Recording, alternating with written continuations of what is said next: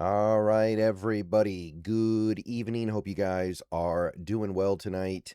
We got a little bit of information from the Seahawks practice earlier today. Like I was suggesting earlier, we did not get an injury report. There's no game, so the team has no need to release an injury report. So it's not surprising that they would choose not to. Why give out information you don't have to? So there's no injury report, but we can kind of infer what's going on based off the information we got. Thought I'd go ahead and shoot a quick little video here just talking about what we do know from today. And obviously, the main thing we're going to be thinking about is who was out there and who wasn't out there. So, in lieu of an actual injury report, we can employ heuristics here. So, we got a couple tweets from Hawk Blogger. This first one talks about Elijah Arroyo going out to practice, so he was able to get out there, and so was Charles Cross. All right, guys, let's take a minute so I can tell you guys about Sleeper. I'll tell you a little secret as well. It's more than just a platform for fantasy leagues. This year, millions of users have enjoyed playing fantasy sports on Sleeper, but there's so much more to it. You have live stats, real-time updates of all stats. You have a news feed with lightning-fast updates on players and teams, and a real-time chat where you can engage with other users about plays, performances, games, all kinds of stuff during the sports season. So download Sleeper, experience it for yourself, and don't forget to use my promo code SBN to get up to a $100 match on your first deposit, and pair that with their new promo that will give you a free $20 entry, no deposit needed. So you can use both of those promos. Terms and conditions apply. See Sleeper's terms of use for details. Currently operational in over 25 states and going. So check out Sleeper today and use those promos. This is obviously the more significant of the two on a couple different levels. For one, he's just a lot more important to this team.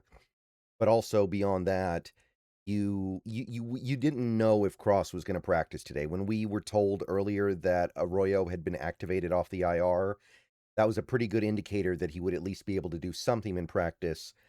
But in the case of Cross, we just had vague statements from McDonald that they were optimistic that he would be able to play in our next game.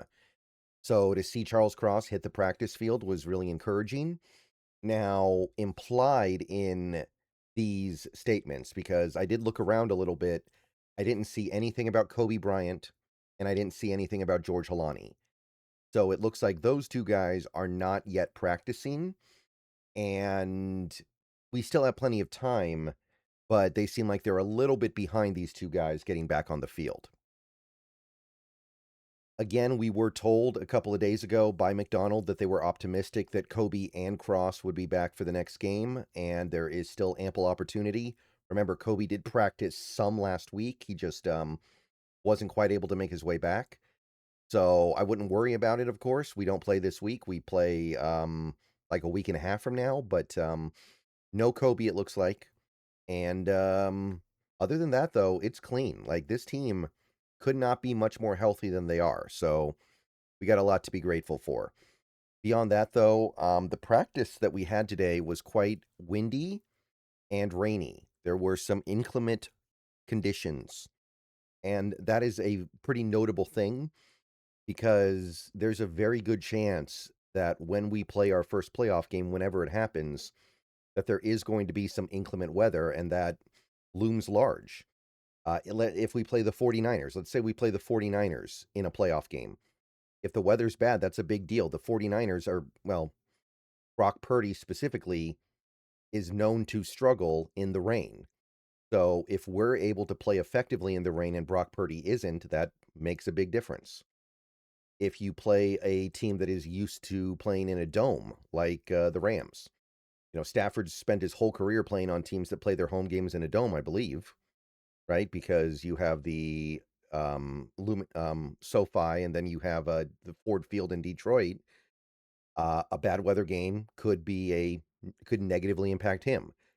So are you going to let the weather negatively impact you? Just because it's a home game doesn't mean that you're necessarily going to be feeling great about playing in bad weather, but it is something this team needs to understand and have a good handle of. The good news is we're running the ball really well, so I think we're relatively well equipped to deal with bad weather, but it's always a little bit of an unknown with a lot of teams that don't play in bad weather a lot. And Seattle has generally avoided the bad weather games so far this year. So we'll see how it goes, but was good they were able to get some practice in these conditions, I think.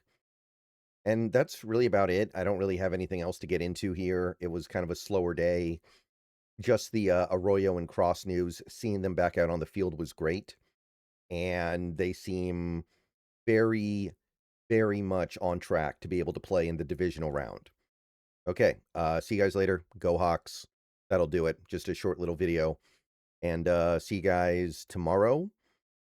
Should be some more stuff happening. There will be another practice tomorrow. We know that. Don't know if we'll learn too much from it, but see you guys then. Go Hawks. Everybody have a good night.